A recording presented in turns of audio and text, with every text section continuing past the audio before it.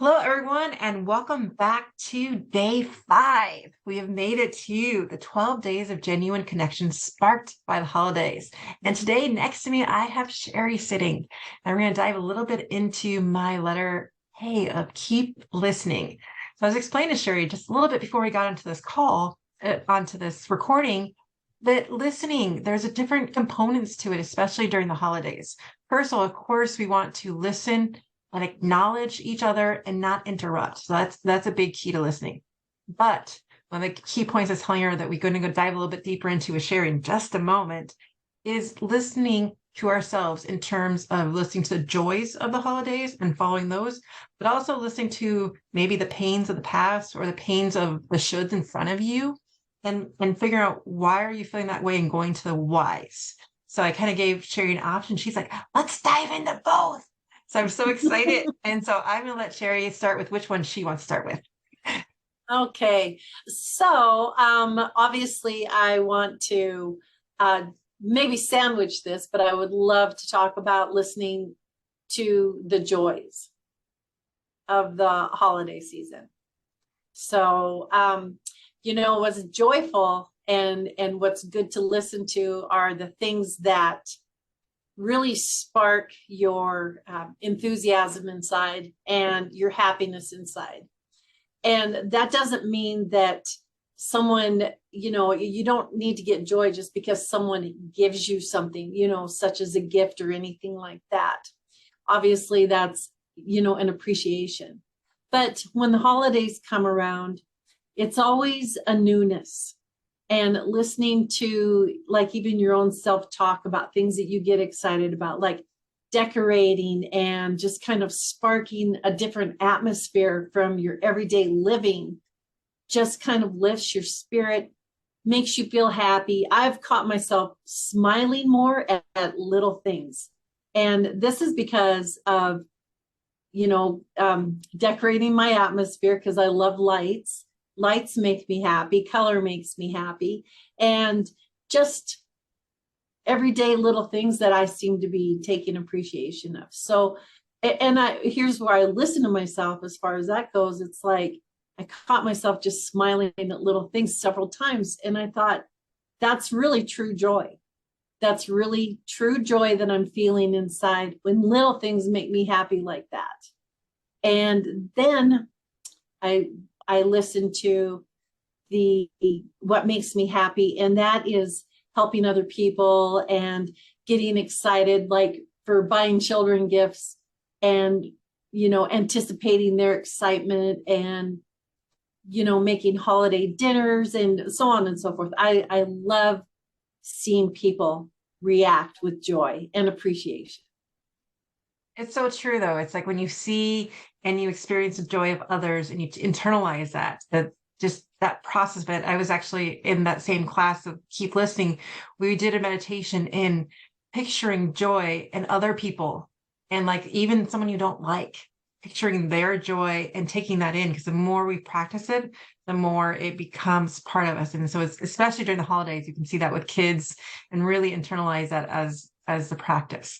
But we're going to take the twist now and look at some of the more negative sides of the listening.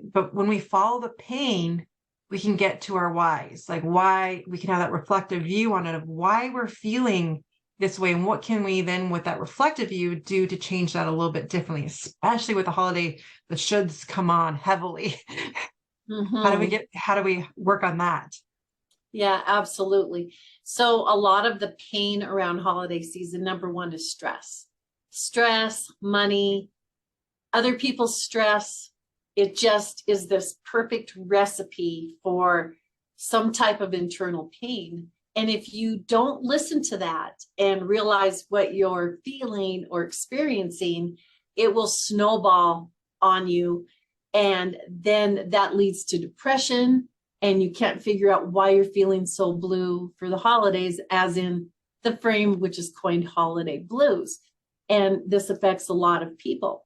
But if you can listen to yourself and identify, I'm stressed out, but why am I stressed out? Ask the why.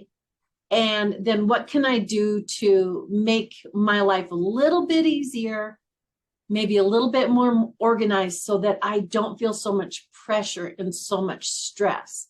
And if you can listen to yourself and understand what you're feeling at that time, then you can actually take proactive steps to alleviate your stress.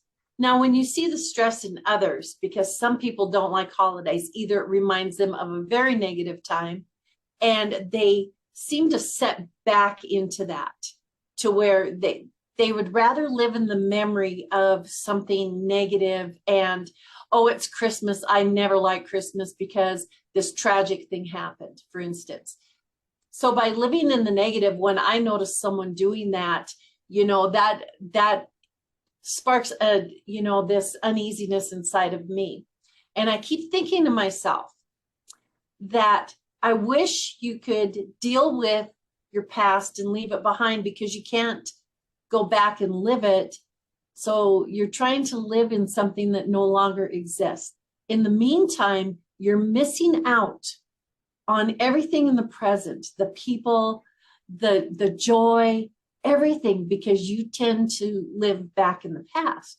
So I find that makes me frustrated. So I try my best to help people when I stumble across them and realize that this is happening.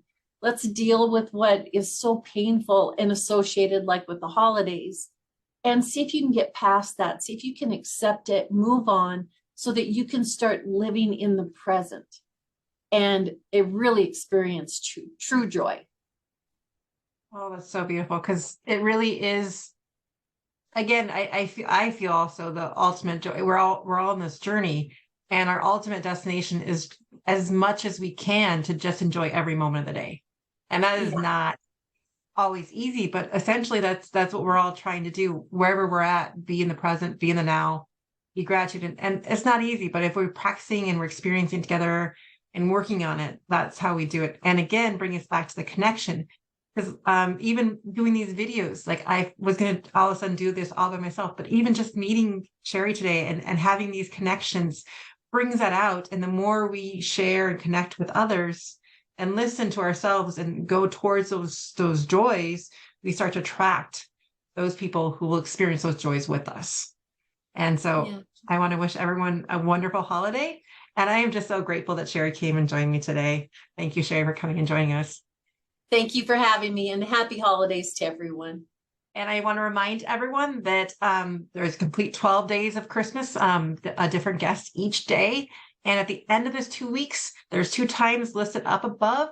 We'll be having 2 women's circle. Pick whichever time works for you, but come get that connection. Come experience it. We're just taking some baby steps in making those connections to the holidays and bringing that joy back. Let's connect together. So come join us and have a wonderful holiday.